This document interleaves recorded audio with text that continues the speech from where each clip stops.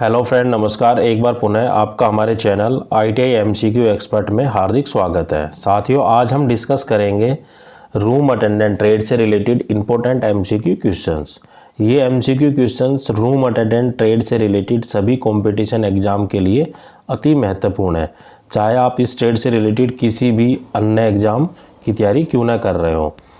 अगर आप इस ट्रेड से रिलेटेड किसी पोस्ट के इंटरव्यू की तैयारी कर रहे हैं तो भी ये MCQ क्वेश्चंस आपके लिए काफ़ी हेल्पफुल है, क्योंकि जब आप इंटरव्यू देने जाएंगे तो इंटरव्यू में जब आपसे टेक्निकल क्वेश्चन पूछे जाएंगे तो ये MCQ क्वेश्चंस आपकी इंटरव्यू देने में काफ़ी हेल्प करेंगे। साथियों, अगर आप पहली बार मेरे चैनल पे आए हैं या अभी तक आपने मेरे चैनल को सब्सक्राइब नहीं किया है तो प्लीज़ सब्सक्राइब करें तथा बेल आइकन पर क्लिक कर नोटिफिकेशन को ऑन कर लें, ताकि जब भी मैं कोई नया वीडियो डालूँ तो नोटिफिकेशन आप तक जल्द से जल्द पहुंच जाए। इस सीरीज़ को हम 2 वीडियो के माध्यम से कंप्लीट करेंगे, जो कि आज का हमारा जो सेक्शन है ये है सेकंड पार्ट। अगर आपने मेरा पहला पार्ट नहीं देखा है तो उसको ज़रूर देखें। और इस ट्रेड से रिलेटेड अगर आप और वीडियो देखना चाहते हैं तो आप मेरे चैनल की प्लेलिस्ट में जाकर रूम अटेंडेंट के फोल्डर में जाकर आप इन पर्टिकुलर वीडियो को देख सकते हैं। तो चलिए बिना किसी देरी के आज की वीडियो को हम शुरू करते हैं। तो आज का हमारा फर्स्ट क्वेश्चन है, which equipment is not mechanical equipment. कौन सा उपकरण यांत्रिक उपकरण नहीं है। तो जो ब्रूम है, झाड़ू है, ये एक मैकेनिकल इक्विपमेंट नहीं है। बाकी जो वैक्यूम क्लीनर है ये एक मैकेनिकल इक्विपमेंट है। हाई प्रेशर वाशर है, ये मैकेनिकल इक्विपमेंट है। लेकिन जो ब्रूम है, झाड़ू है, ये एक मैकेनिकल इक्विपमेंट नहीं है। तो राइट आंसर होगा हमारा option 3। Next question is, in case of emergency like earthquake a person should. भूकंप जैसे आपदा की स्थिति में व्यक्ति को क्या करना चाहिए। तो जगह ऐसी कोई इमरजेंसी सिचुएशन आ जाती है, जैसे भूकंप आ जाता है, तो उस कंडीशन में आदमी को घबराना नहीं है, डरना नहीं है, नॉट गेट पैनिक। तो राइट आंसर इज ऑप्शन 1। तो साथियों, जैसे आप क्वेश्चन को देखते हैं तो पहले वीडियो को पॉज कर खुद से क्वेश्चन पढ़कर और खुद से आंसर देने की कोशिश किया करो। अगर मैं आपको सभी ऑप्शन पढ़कर बताऊंगा तो उससे क्या है कि लॉट ऑफ टाइम कंज्यूम होगा, वीडियो काफ़ी लेंथी हो जाएगी और लेंथी वीडियो बड़ी ही बोरिंग लगती है। तो इसलिए और उससे क्या है कि सभी ऑप्शनों को पढ़ोगे तो आपको लगेगा कि ये ठीक है, हो सकता है ये भी ठीक हो। तो उससे क्या है कि आपके डाउट भी क्लियर होंगे और लंबे समय तक ये क्वेश्चन आपको याद रहेंगे। तो आप खुद से पहले एक बार ट्राई करना, बाकी आंसर मैं आपको बता ही रहा हूँ। Next question is, the dustbin, dustpan and buckets are kept in the category of. Dustbin, dustpan और बाल्टी को किस श्रेणी में रखा जाता है। तो ये जो उनकी जो श्रेणी होती है ये होती कंटेनर की श्रेणी। तो डस्टबिन, डस्टपैन और जो buckets are kept in the category of the container. तो राइट आंसर होगा हमारा option 1।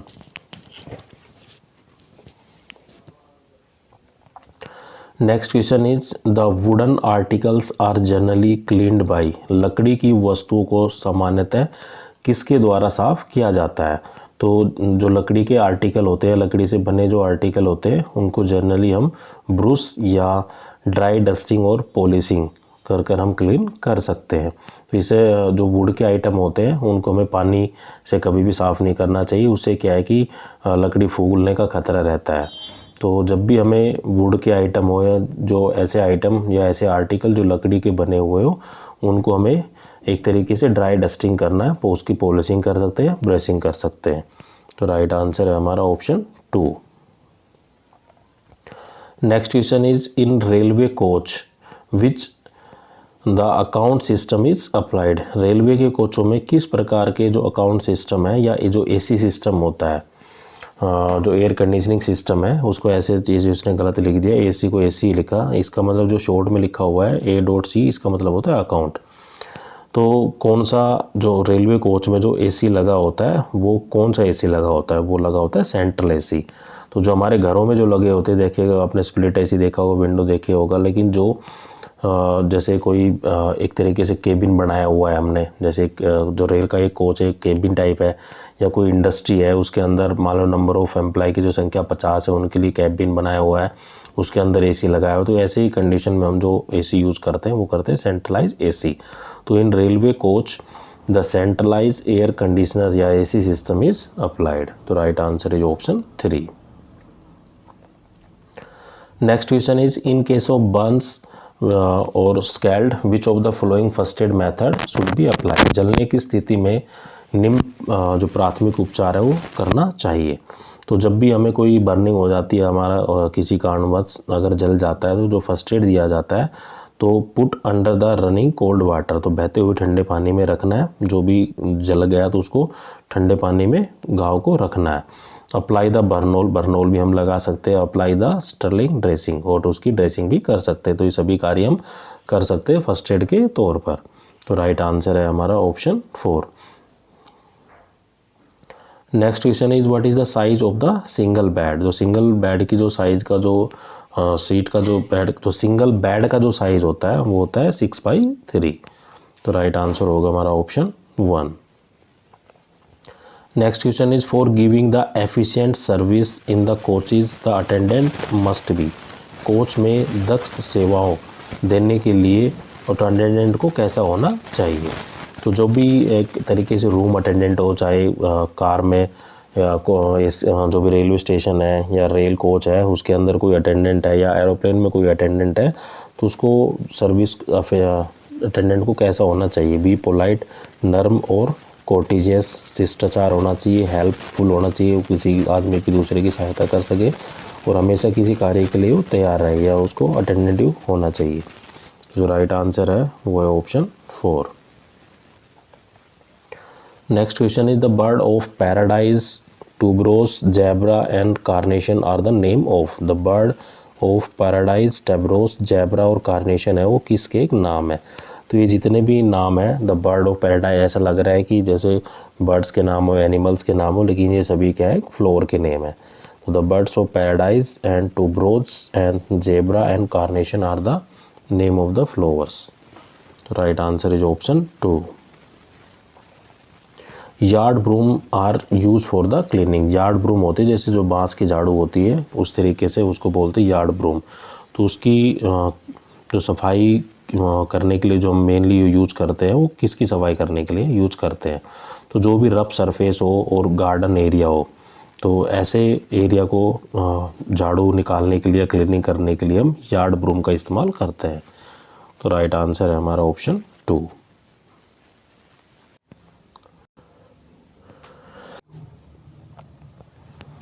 Next question is which is not a type of the flower. निम्न में से कौन सा फूल का एक प्रकार नहीं है। जो फिक्सस है वो एक फूल का प्रकार नहीं, जैसे रोज़ है, गुलाब है, या कार्नेशन है, या जिप्सोफिलिया है, ये सब क्या है, टाइप ऑफ फ्लावर्स है। लेकिन फिक्स क्या है, एक टाइप ऑफ फ्लावर या फूल का एक प्रकार नहीं है। तो राइट आंसर होगा हमारा ऑप्शन 3।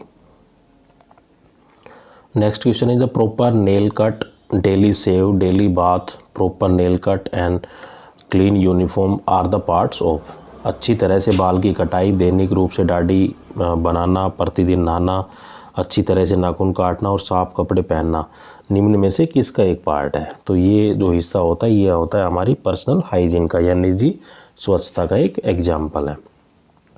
तो right answer is option 3। Next question is how many pillows should be kept in A double bed. Double bed पर हमें कितने तकिए रखने चाहिए।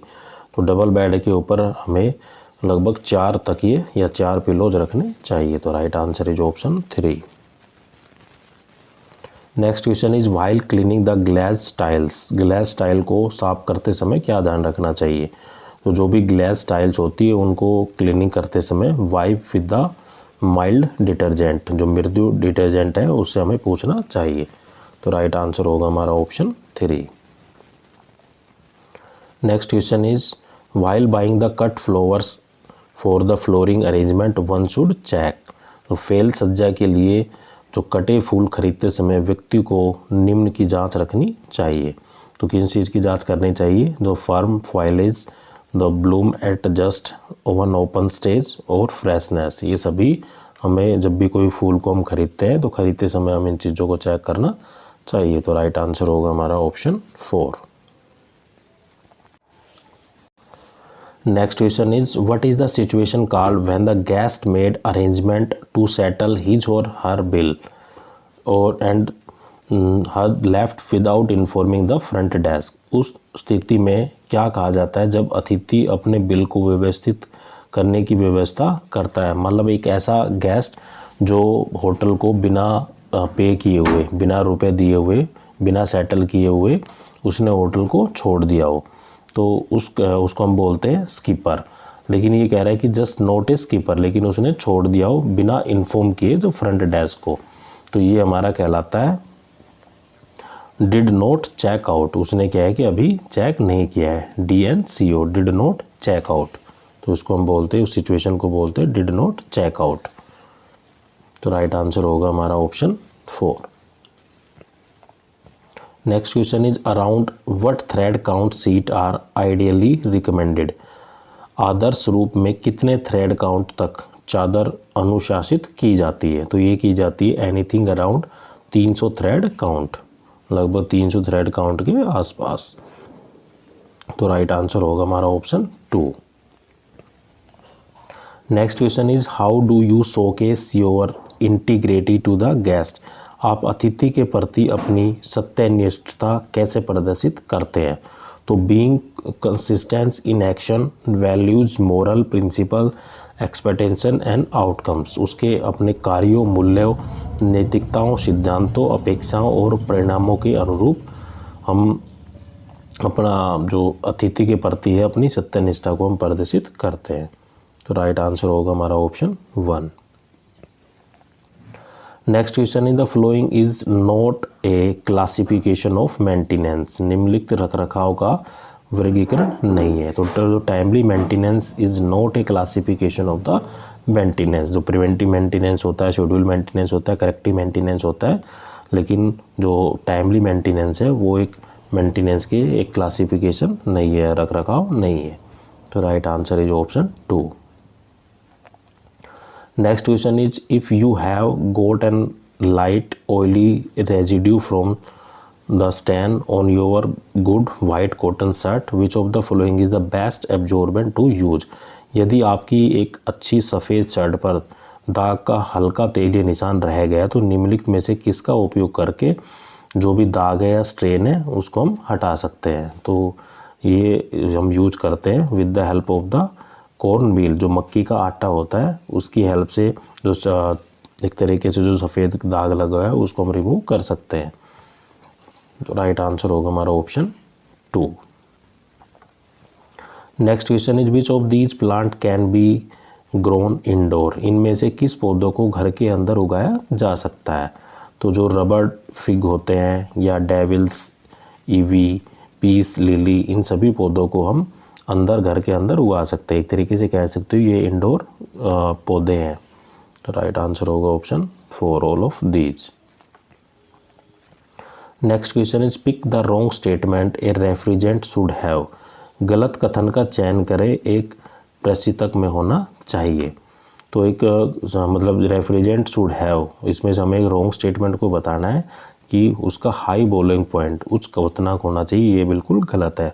हाई क्रिटिकल टेम्परेचर हो, high latent heat of vaporisation हो, लो वैल्यू ऑफ या low specific volume of vapour हो, लेकिन हाई बॉइलिंग पॉइंट है, उच्च क्वथनांक है, इसकी आवश्यकता नहीं होती। एक रॉन्ग स्टेटमेंट है। Next question is what is the first thing you mind do when you detect the presence of paste. जब आप एक कीट की उपस्थिति का पता लगाते हैं तो आपको क्या करना चाहिए? तो identify the organism and gather the information about it's biology. जीव की पहचान करें और उसकी जैविक के बारे में जानकारी इकट्ठा करें कि इस जीव को हम कैसे डिस्ट्रॉय कर सकते हैं, कैसे नष्ट कर सकते हैं। तो राइट आंसर होगा हमारा option 3। Next question is the shining on the glass comes by rubbing. शीशे में जो चमक है किसके रगड़ने से आती है? तो अगर हमें शीशे में चमक लानी है तो जैसा कि मैंने बताया था कि इसके ऊपर कोई अब्रेसिव, कोई पाउडर, कोई ऐसी कोई कोटिंग यूज नहीं करते हम। एक वाटर सॉल्यूशन होता है जिसके अंदर हम जिसके द्वारा शीशे को साफ़ करते हैं और बाद में सूखने के बाद हम with the help of the old newspaper, जैसा कि आपने देखा होगा कि गाड़ियों के जो शीशे हम साफ़ करते हैं वो कपड़े से नहीं करते, लेकिन कोई भी पेपर या जो ओल्ड न्यूज़पेपर होता है उनकी हेल्प से हम साफ़ करते हैं तो शीशे में क्या है कि चमक आ जाती है, जो दाग धब्बे दिखाई देते हैं वो भी हट जाते हैं। तो राइट आंसर है हमारा option 2। Next question is a cleaning agent acts like the abrasive and the grease absorber is. सफाई एजेंट अपघर्षक के रूप में कार्य करता है और ग्रीस अवशोषक है। तो ये हमारा सॉडस्ट। तो लकड़ी का जो बुरादा है क्लीनिंग एजेंट है, act like a abrasive and the grease absorber. तो राइट आंसर है हमारा option 3। Next question is the folding of the sheet और the blankets at the corner during the bed making to make them fit the contour of the mattress neatly without any crease is known as. जो bed सजाने के दौरान bed sheet या कंबल के किनारों से फोल्ड करना ताकि बिना किसी क्रीज के तोशक की रूपरेखा है, तो उसको हम बोलते हैं मीट्रिक। तो राइट आंसर होगा हमारा option 1। Next question is a unit comprising a wash basin and mirror surrounding by a flat surface where soap dental kit and tooth glass are kept is called. वह unit जिसमें wash basin और mirror हो और जो सपाट सतह से घिरा हो, जहाँ साबुन डेंटल किट और टूथ ग्लास रखा होता है, तो उसको हम क्या कहते हैं? उसको हम कहते हैं वैनिटी यूनिट। तो राइट आंसर होगा ऑप्शन 2।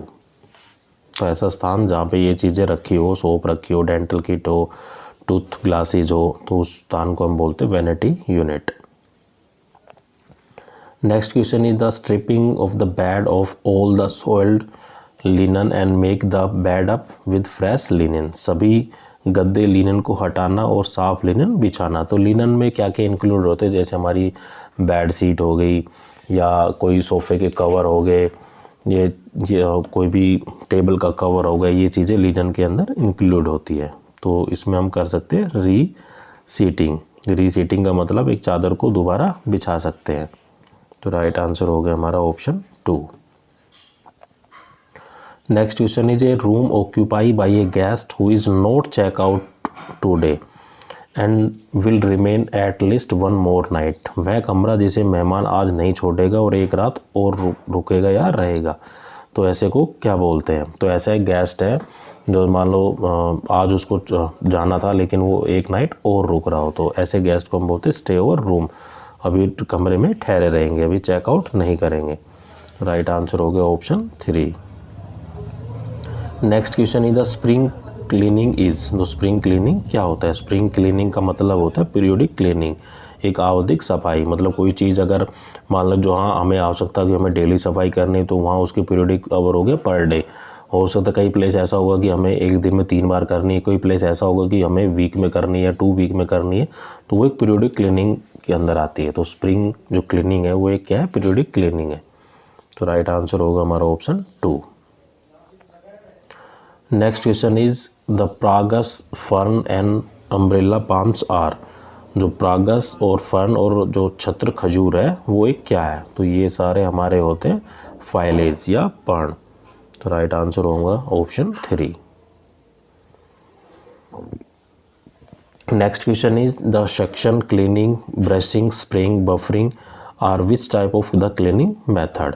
चूषण, सफाई, बर्निशिंग, स्प्रे, बफरिंग किस प्रकार की जो सफाई है वो पद्धति है? तो जो हमारी जो सेक्शन क्लीनिंग है और बर्निशिंग है और जो स्प्रे बफिंग है, तो ये हमारी सब मैकेनाइज है और यांत्रिक क्लीनिंग मेथड है। तो राइट आंसर होगा हमारा ऑप्शन 2।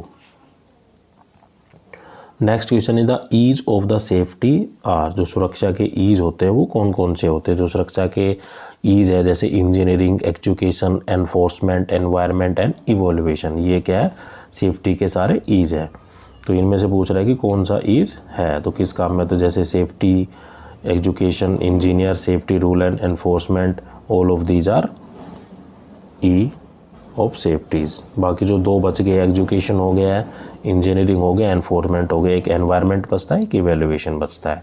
तो ये भी आपसे एग्जामिनर पूछ सकता है। 4 ऑप्शन दे देगा, एक गलत दे देगा, पूछ लेगा कि कौन सा ई है वो सेफ्टी का नहीं है। तो आपको 5 पता होना चाहिए। तो पहला है इंजीनियरिंग, दूसरा है एजुकेशन, तीसरा है एनफोर्समेंट, चौथा है एनवायरनमेंट, 5वां है evaluation. Next question is the control measure of pets by using the various devices like putting trap, nets, radiation etc. is।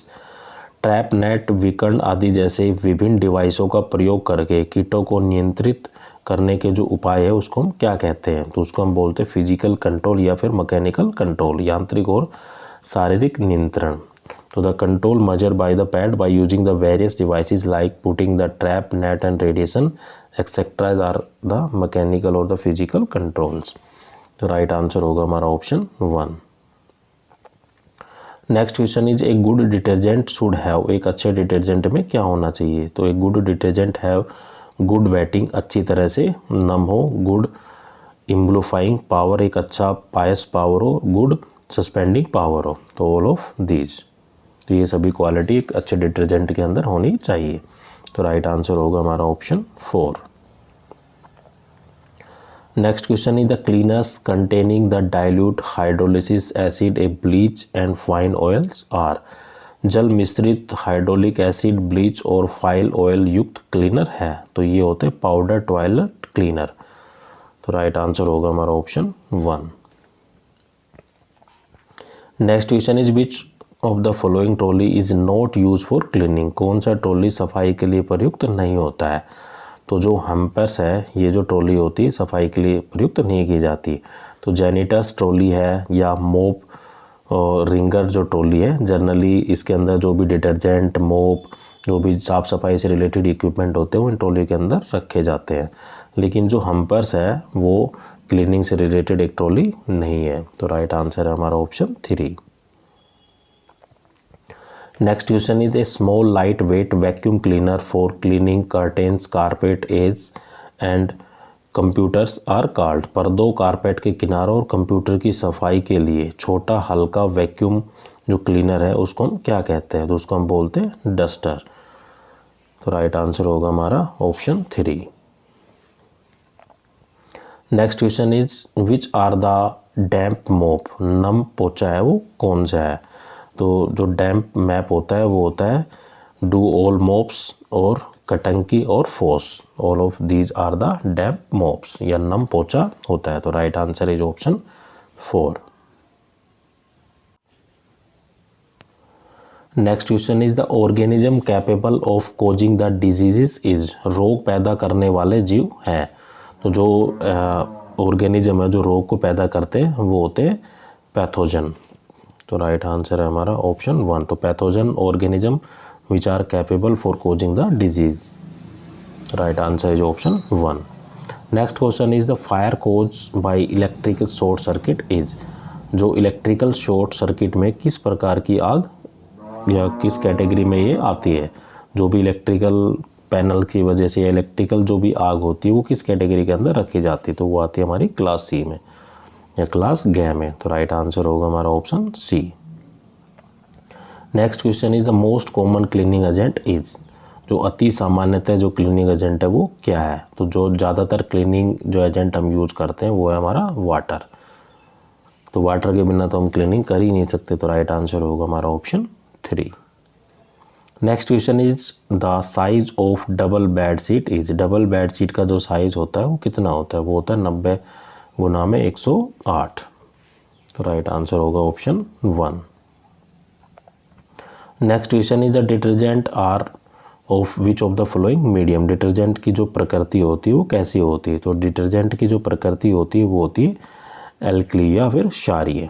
तो राइट आंसर होगा हमारा option 1। Next question is the brass surface is cleaned by, जो कांसे की जो सतह होती है वो किसके द्वारा साफ की जाती है? तो जो ब्रास के बर्तन होते हैं, ब्रास की जो सरफेस होती है वो जनरली क्लीन की जाती है बाय द माइल्ड एसिड या मृदु अम्ल के द्वारा। तो राइट आंसर होगा हमारा option 3। Next question is the other name of night spread is, रात में बिछाने वाले चादर को क्या कहते हैं? तो जो रात के अंदर जो चादर बिछाई जाती है वो होती है स्नूज सीट एंड क्रिम्बल सीट। तो राइट आंसर होगा हमारा ऑप्शन 4, बोथ ए एंड या 1 and 2। Next question is for any repair and major maintenance work the house keeping coordinate with, किसी प्रकार के मरम्मत या बड़े अनुसरण कार्य के लिए हाउस कीपिंग को निम्न के साथ समन्वय बनाना चाहिए। तो वो होता है इंजीनियरिंग डिपार्टमेंट। कोई भी रिपेयर मेंटेनेंस का जो काम होता है वो जनरली किया जाता है इंजीनियरिंग डिपार्टमेंट के द्वारा, या मेंटेनेंस डिपार्टमेंट होता है इसी के अंडर में, उसके द्वारा कोई भी रिपेयर और मेंटेनेंस का वर्क है वो हाउसकीपिंग से रिलेटेड है वो किया जाता है। तो राइट आंसर है हमारा option 4। Next question is an agent use for reducing the microbiological count to an acceptable level is. सूक्ष्म जीवों की संख्या को स्वीकृत लेवल पर रखने के लिए प्रयुक्त एजेंट होता है। तो ये हम यूज करते हैं सैनिटाइज़र। जैसा कि आप सैनिटाइज़र मेनली एक एजेंट है which is use to reduce the microbiological count which an acceptable level. तो राइट आंसर होगा हमारा option 2। Next question is the during the spring cleaning the furniture and another articles are covered by. तो spring cleaning के समय furniture और अन्य वस्तुओं को किससे ढका जाता है? तो जब during the spring cleaning the furniture and other article are covered with the dust sheet. Dust sheet के द्वारा हम उसको कवर्ड करते हैं। तो राइट आंसर है हमारा ऑप्शन 4। तो साथियों इस सीरीज़ यहीं पे समाप्त होती है। आपको मेरा वीडियो कैसा लगा कमेंट करके ज़रूर बताइए, और आप किसी अन्य टॉपिक पर वीडियो चाहते तो यह भी मुझे कमेंट करके ज़रूर बताइए। अगर आपका कोई सजेशन हो तो वो भी आप मुझे कमेंट कर बता सकते हैं। अगर आपने अभी तक मेरे चैनल को सब्सक्राइब नहीं किया तो प्लीज़ सब्सक्राइब करें, लाइक करें और ज़्यादा से ज़्यादा शेयर करें। Thank you. जय हिंद।